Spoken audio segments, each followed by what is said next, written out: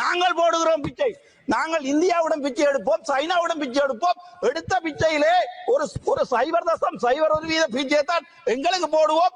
அந்த பிச்சையை ஜனாதிபதி அவர்கள் வந்து சொல்லுவார், இந்த வடக்கு மாகாணத்துக்கு பிச்சை போட்டிருக்கேன், பிச்சையிலும் பிச்சை எடுப்பானாம் ஆண்டி பிச்சை, அதுக்கு பிறகு போடுவானாம் ஒரு பிச்சை. யாழ்ப்பாணம் லைப்ரரியை பற்றி நீங்கள் கதைத்திருந்தீர்கள். 100 மில்லியன் ஒதுக்கி இருக்கிறதாக. அந்த 100 மில்லியன் என்பது மொத்த கேபிட்டல் டோட்டல் எக்ஸ்பெண்டிச்சரிலே அது மொத்தம் 1315 மில்லியன். அதிலே யாழ்ப்பாணம் லைப்ரரிக்கு ஒதுக்கப்பட்டது 0.0076%. பிச்சை போடுவது போன்று யாழ்ப்பாணத்துக்கு ஒரு 100 மில்லியனை ஒதுக்கி இருக்கிறீர்கள், பரவாயில்லை. அதுக்கு பிறகு பார்ப்போம். உள்ளூர் வீதிகளை, வடக்கு வீதிகளை நீங்கள் தருவதற்காக 5000 மில்லியன் ஒதுக்கி இருக்கிறீர்கள். இந்த புத்தகம் அவ்வளவற்றையும் வீடு கொண்டு சென்று வடிவாக படித்திருக்கிறேன். 5000 மில்லியன் தருவதாக சொல்லியிருக்கிறீர்கள், நன்றி, நாங்கள் அதுக்கு சந்தோஷப்படுகிறோம். ஆனால் டோட்டல் கேபிட்டல் எக்ஸ்பெண்டிச்சரிலே அவை 0.38%. 0.38%. அது ஒரு பிச்சை, தமிழனுக்கு போட்ட பிச்சை. ஏனென்றால் உங்களுக்கே தெரியும், உள்ளூராட்சி சபை தேர்தல் வரை இருக்கிறது, அது தவிர மாகாண சபை தேர்தல் இருக்கிறது. ஆகவே பட்ஜெட்டிலே எதிர்கட்சியை குத்துவதற்காக நீங்கள் எங்களுடைய லைப்ரரியை பாவித்திருக்கிறீர்கள், தவிர நீங்கள் எங்களுக்கு தந்தது 0.007%. சரி, அதையும் வேண்டாம். வடக்கு கிழக்கிலே இதுவரைக்கும் 35 ஆண்டுகள் பெரும் போர் நடந்தது. அந்த போரால் நான் உட்பட எனது சமூகம் கட்டிய வீட்டை கூட இழந்து விட்டு சென்றோம். ஆனால் வடக்கு கிழக்குக்காக நீங்கள் தந்தது 1500 மில்லியன். அது மொத்தம் உங்களுடைய கேபிட்டல் எக்ஸ்பெண்டிச்சர்ல 0.01%. எங்கள் வீடுகளை இடித்து, எங்கள் காணிகளை பிடித்து, எங்களில் 45,000 பேரை கொலை செய்து விட்டு நீங்கள் எங்களுக்கு போடும் பிச்சை 0.1%. அதாவது 0.1% உங்களுடைய மொத்த எக்ஸ்பெண்டிச்சர்ல வடக்கு கொடுத்து விட்டு நாங்கள் சொல்லுகிறோம் வடக்குக்கு கொடுத்து விட்டோம் என்று. என்ன ஒரு விடயத்தை சொல்லுகிறேன். வட்டுவாகல் பாலத்தை பற்றி கைத்திருக்கிறீர்கள், 1000 மில்லியன் தந்திருக்கிறீர்கள் சொல்லுகிறார். அது மொத்த எக்ஸ்பெண்டிச்சர்ல உங்களுடைய இந்த வருடத்தின் கேபிட்டலை மட்டும் கதைக்கிறேன். ரீகரண்ட் எக்ஸ்பெண்டிச்சரை பற்றி நான் கதைக்கவில்லை. கேபிட்டல் எக்ஸ்பெண்டிச்சரிலே 0.076%. 0.076%. அந்த பிச்சை, நன்றி. அந்த பிச்சைக்கு எங்களுக்கு நன்றி. கதைப்போம். அதே மாதிரி சரி, சுகாதாரத்துறையை எடுத்து பார்ப்போம். சுகாதாரத்துறையிலாவது எங்களுக்கு ஏதாவது பிச்சை போட்டு இருக்கிறீர்களா என்று. அந்த சுகாதாரத்துறையிலே மொத்தமாக 382 பில்லியன் உங்களுடைய மொத்த கேபிட்டல் எக்ஸ்பெண்டிச்சர். ஆனால் அதிலே வடக்கு கிழக்குக்கு நீங்கள் தந்திருப்பது, வடக்கிலே ஒரே ஒரு ப்ரொஜெக்ட் மட்டும் தான் செய்திருக்கிறீர்கள், PHSCP எனப்படுகின்ற ப்ரொஜெக்ட். அதுக்கு நீங்கள் தந்திருப்பது எங்களுக்கு 0.66%. உங்களுடைய பிச்சை எந்த அளவிலே இருக்கிறது என்று இதில் பார்த்துக் கொள்ளுங்கள். அதற்கு பிறகு கிழக்குக்கு நீங்கள் கொடுத்திருக்கிற பிச்சை 0.8%. தமிழன் பிச்சை எடுப்பதற்கு தயாராக இல்லை என்பதை உங்களுக்கு சொல்லுகிறேன். எனது சகோதரர்கள் வெளிநாட்டில் இருக்கிறார்கள். முடிந்தால் உங்களால் பிரிவென்ஷன் ஆஃப் டெரரிசம் ஆக்ட் எனப்படுகின்ற அந்த சட்டத்தை எடுத்து விடுங்கள். நாங்கள் கொண்டு வருகிறோம் உங்களுக்கு பில்லியன் ட்ரில்லியன் கணக்கான பணம். எனது சகோதரர் உங்களுக்கு கொண்டு வர நாங்கள் போடுகிறோம் பிச்சை. நாங்கள் இந்தியாவுடன் பிச்சை எடுப்போம், சைனாவுடன் பிச்சை எடுப்போம். எடுத்த பிச்சையிலே ஒரு 0.01% பிச்சை தான் எங்களுக்கு போடுவோம். அந்த பிச்சையை ஜனாதிபதி அவர்கள் வந்து சொல்லுவார், இந்த வடக்கு மாகாணத்துக்கு பிச்சை போட்டிருக்கேன், பிச்சையிலும் பிச்சை எடுப்பானாம் ஆண்டி பிச்சை, அதுக்கு பிறகு போடுவானாம் ஒரு பிச்சை. இது ஒரு கேவலமான சிலையா. எங்களுக்கு இது சரியான மனவருத்தம். நான் எங்களுடைய அரசாங்கத்தின் இந்த வரவு செலவு திட்டத்தில் மிகவும் எதிர்பார்ப்போடு இருந்தவன். சரி, அது வேண்டாம், பரவாயில்லை. என்ன ஒன்றை சொல்லுகிறேன். யாழ்ப்பாணத்திலே இண்டஸ்ட்ரியல் பார்க் கட்டுகிறீர்களாம். 300 மில்லியன். மொத்தம் 500லே 3 இடங்கள், அதுல 300 மில்லியன் இருக்கிறதா. அது எவ்வளவு தெரியுமா? மொத்த உங்கண்ட கைத்தொழிலுக்கு போட்ட அந்த மொத்த செலவினத்தின் 1.54%. நாங்கள் KKSஐ நாங்கள் கட்டுகிறோம். தமிழன் கட்டுகிறான் KKSஐ. முடிந்தால் KKSஐ எங்களிடம் தாருங்கள். தமிழர் கட்டுகிறோம். நாங்கள் உங்களுக்கு கட்டி நாங்கள் சீமெந்து செய்திருக்கிறோம். நாங்கள் உங்களுக்கு கிண்ணியாவில் இருந்து ஒரு காலத்திலே கரும்பு தந்தோம். நாங்கள் உங்களுக்கு வடமானத்திலிருந்து சீமெந்து தந்தோம். நாங்கள் உங்களுக்கு ஆணையரவில் இருந்து எல்லாவற்றையுமே தந்தோம். எங்களுடைய உதிரங்கள் முடுக்க எடுத்து எங்களுடைய இனத்தை அழித்து போட்டு நீங்கள் இப்போது எங்களுக்கு தருவது என்பது சொல்ல தெரியுமா? 0.0 அளவிலான உங்களுடைய பிச்சை. அந்த பிச்சை தான் உங்களுடைய பட்ஜெட். அதற்காகத்தான் எங்களுடைய வாக்குகள் உங்களுக்கு வேணுமென்றால் எனது தமிழ் மண் பிழையாக போட்ட 3 வாக்குகளால் இன்றைக்கு ஒரு பேப்பர் கூட வாசிக்க தெரியாத MP மாரத்தான் கொடுத்திருக்கிறார்கள் எங்களுடைய தமிழ் மண். ஏனென்றால் அனுரகுமார திசாநாயக்க இந்த 13லே எங்களுக்கு ஏதாவது செய்வார்.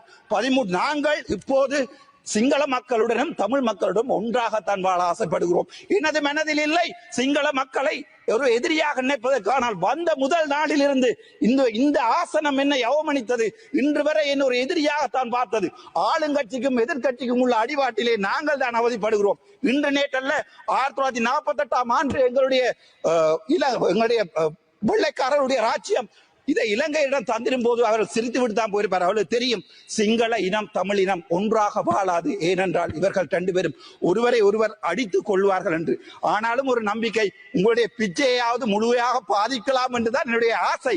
அதன் பிறகுதான் பார்த்தேன் டிசிசி மீட்டிங். உங்களுடைய GA பிரதீபன் நேற்றைய தினம் அரசாங்க வாகனம் ஒன்றை கொண்டு போய் அவருடைய மகன் உடைத்திருக்கிறார். பரவாயில்லை, எங்களுக்கு வாகனம் வேண்டாம். ஆனால் GA பிரதீபன் சொல்லுகிறார் மொத்தம் 56 மில்லியன் நீங்கள் கொடுத்த பாராளுமன்ற உறுப்பினர்களின் பன்முகப்படுத்தப்பட்ட நிதியிலே அவர் 35 மில்லியனை எடுக்க போகிறார்கள். இப்போது வடக்கு கிழக்கிலே நாங்கள் இந்த தேங்காய்களை ஆவதா? சரி, அதுதான் சொல்லும் போதுதான் எனக்கு ஞாபகம் வருகிறது. வடக்கு கிழக்கிலே இன்று வரை எத்தனையோ வெள்ளை ஈக்கள், எத்தனையோ தென்னை மரம் 250 ரூபாய் ஒரு தேங்காய் போகிறது. ஆனால் அதை நடவடிக்கை உங்களுடைய விவசாய அமைச்சரை வடக்கு பக்கம் காணவில்லை. சரி, அது பரவாயில்லை. என்னுடைய வைத்தியர்களை பற்றி பார்ப்போம். ஒரு வைத்தியன் ஒரு கார் ஒன்றை வேண்டுவதாக இருந்தால் 50,000 ரூபாய் படி மிச்சம் பிடித்தால் அவனுக்கு 40 ஆண்டுகள் சேமிக்க வேண்டி இருக்கும் இந்த நாட்டிலே. அதான் எங்களுடைய சுகாதார அமைச்சரிடம் கேட்டேன், முடிந்தால் எங்களுடன் கதையுங்கள் என்று சொல்லி. ஏன் எங்களுடன் கதைப்பதால் என்ன பயம்? நான் எழுப்பினால் மைக்கை ஓஃப் பண்ணுகிறார்கள். எதற்காக பயப்படுகிறீர்கள்? ஏனென்றால் நீங்கள் சொன்ன விடயங்கள் இந்த பிச்சைகளை எல்லாத்தையும் கணக்குடன் காட்டுவதற்கு என்னால் இயலும். அது தவிர நாங்கள் எதிர்பார்ப்பது தமிழ் சிங்கள மக்கள் ஒன்றாக வாழ வேண்டும் என்று. ஆனால் அனுர அரசாங்கமோ அல்லது எதிர்கட்சியில் இருக்கும் அரசாங்கம் மறுபடியும் அரசாங்கமாக அந்த பக்கம் போயிருந்தாலும் எங்களுடைய பிரச்சனையை உங்களுக்கு முடிக்க விருப்பமில்லை. ஏனென்றால் நீங்க சொன்னீங்க PTA எடுப்பதாக. இப்போது நீதியமைச்சர் கேட்கிறார் PTA இருப்பவர்களுடைய லிஸ்டை தாருங்கள் என்று. கேவலம் எனது சகோதரர்கள் உங்களுக்கு என்ன ஒன்றை சொல்லுறேன் மம்மிக சிங்களிங்க கமத்தி அப்பே ஐயால் அக்கலா පනස්පන්දාක් මරුණේ අපේ ජනතාව වලින් ඇතුළෙන් නම් ඇවිල්ලා. ඒගොල්ලෝ උඩින් ඉඳන් බහැලා නැහැ පළයට. ඒගොල්ලෝ අපේ ජනතාවෙන් තමයි ඇවිල්ලා තිබ්බේ. එතකොට අපි රස්තවාදී. හැබැයි 88,000ක් මරුණා. මේ කොහෙද දලදා මාලිය බෝම්බය පුපුරුවා. ඕගොල්ලෝගේ රෝගණ විජේවීර රස්තවාදී නෑ. අපේ ප්‍රභාකරන් රස්තවාදී. එක මේක හේතුව අපි දෙමළ ඕගොල්ලෝ සිංහල. හැබැයි අපේ ජෙනරේෂන් එකටත් ඒක උළුවට නෑ. මගේ හිතේ නෑ. මාත් එක ඕගොල්ලෝ කණ්ඩ එනවා හැමදාම පාර්ලිමේන්තුවේ. මම කවදාවත් ඕගොල්ලොත් ඒ විදිහට හැසිරෙන්නේ නෑ. මම දැන් කියන්නම්. ඕගොල්ලෝට ඇත්ත කියන්නේ එම්බිලා කවුරුත් නෑ. අපේ ඉන්නේ සමහරු දැන් මේ එන්නෙත් නෑ මේ වෙලාවට.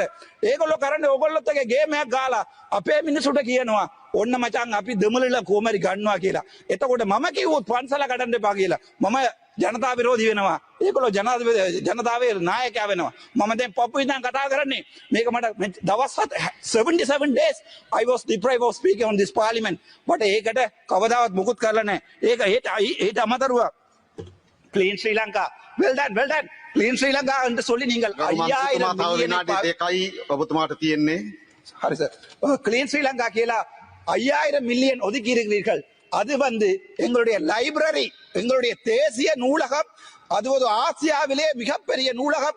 விபுலானந்தர் தொடக்கம் மகாத்மா காந்தி எழுதிய புத்தகங்கள் இருந்த லைப்ரரியை எரித்த உங்களுடைய இனம் எங்களுக்கு போட்ட பிச்சை 1.2 வீதம். உங்களுடைய கிளீன் ஸ்ரீலங்காவிலே ஒரு தமிழனும் இல்லை, ஒரு முஸ்லிமும் இல்லை. எங்களுக்கு தந்திருப்பது 1.2 வீதமான அளவைத்தான் உங்களுடைய கிளீன் ஸ்ரீலங்கா எங்களுக்கு தந்திருக்கிறது. அதாவது மொத்த 5000 மில்லியனிலே எங்களுடைய லைப்ரரிக்காக நீங்கள் ஒதுக்கியது 1.2 வீதம். அதை விட பரவாயில்லை. இன்னொரு ஜோக் ஒன்றை சொல்லுகிறேன். ரைட். உள்நாட்டில் இடம்பெயர்ந்தவருடைய வீடமைப்புக்கு 1500 மில்லியன் ஒதுக்கியதை போன்று அதே போன்று நீங்கள் உங்களை பார்த்தால் தெரியும், எங்களுடைய தீவகங்களிலே குடிப்பதற்கு தண்ணி இல்லாமல் எங்களுடைய சனம் இறந்து கொண்டிருக்கிறது. நைனாதீவா இருக்கலாம், டெல்ஃப்டா இருக்கலாம், கார்னகரா இருக்கலாம். ஆனால் திரும்பவும் சொல்கிறேன், உங்களுடைய தெற்குக்கான தண்ணி வளங்களுக்காக 61,234 மில்லியன் செலவழித்திருக்கிறீர்கள். அடிஷனலாக 20,000 மில்லியன் ஒதுக்கி இருக்கிறார்கள் தண்ணிக்கு தெற்குக்கு. ஆனால் வடக்குக்கு தண்ணி இல்லை. வடக்கிலே போடப்பட்ட இரணமடை குளம் இப்ப கூட காய்ந்து கொண்டுதான் இருக்கிறது. உங்களுக்கு எங்களுடைய மக்களுடைய வலிகள் தெரியாது. நாங்கள் உண்மையை கதைத்தால் ஜனதா விரோதி. நாங்கள் உண்மையை கதைத்தான். ஆனால் கேம் அடிப்பவர் முழு பேரும் உங்களுக்கு நல்ல பொலிட்டீஷியன்ஸ். நாங்கள் உண்மையை கதைத்தால் அது உங்களுக்கு முதுகு நோவும், அவர்களுக்கும் இதயம் நோவும். அதுதான் உண்மை. இன்று வரை நான் சொல்லுகிறேன், எங்களுடைய இன பிரச்சனையை தீர்க்காமல், என்னுடைய இனந்த அழித்தை திரும்ப கட்டி எழுப்பாமல் நாங்கள் ஒருபோதும், நான் நினைக்கிறேன், நாங்கள் ஒருபோதும் இந்த நாட்டிலே நிலையான சமாதானத்தை கொண்டு வர முடியாது. இதே சுத்தியுடன் இருக்கிறேன். இன்று நேற்று நடந்த votingil கூட எனக்கு 85% வாக்குகள் இருக்கிறது வடக்கில் இருந்து. முடிந்தால் உங்கள் எம்பி ஒருவரிடம் முடிந்தால் 85% வாக்குகளை பெற்றுக் கொள்ள சொல்லுங்கள். நேற்று யூடியூபில் போட்டிருந்தார்கள் எனக்கு 87% வாக்குகள் இருக்கிறது. ஏனென்றால் உண்மையை கலைப்பவன் நான். තපරවේ සක්ස එතකොට මම මේ පාලිමෙන්දුව ආවේ හොස්පිටල් එකේ ඉඳන් මම පාලිමෙන්දුව ආවේ නැහැ කොඩි උසලා පොල්ලක් උසලා පාලිමෙන්දුව ආවේ නැහැ දවස් 91කින් මම ස්වාධීනව ඡන්ද විරුලා මේ පාර්ලිමේන්තුව ආවේ but unfortunately සමහර දේවල් මට කියන්න වෙනවා මේ රටේ දෙමළ ජනතාව කියලා සිංහල ජනතාව කියලා ජනතාව දෙකක් තියෙනවා ඒ දෙමළ ජනතාව ඇතුළත තමයි මුස්ලිම් ජනතාවත් අපි ගණන් ගන්නේ එතකොට අවුරුදු 76 හිස්ටරි ගැන අපි කතා කරනවා හැබැයි මම දැක්කා දැන් ආණ්ඩු පක්ෂයෙන් නම් විපක්ෂයෙන් අත්ති කරනවා විපක්ෂයෙන් නම් ආණ්ඩු පක්ෂ අත්ති කරනවා හැබැයි කවුරුත් පරණ දේවල් කතා කරලා ඉස්සරහට ගෙනියන්න අපේ රට ගෙනියන්න පුළුවන් මොකක් හරි වැඩ පිළිවෙලක් ඇදුවා කියලා අපි විශ්වාස කරන්නේ නැහැ. ඒකට හොඳ උදාහරණයක්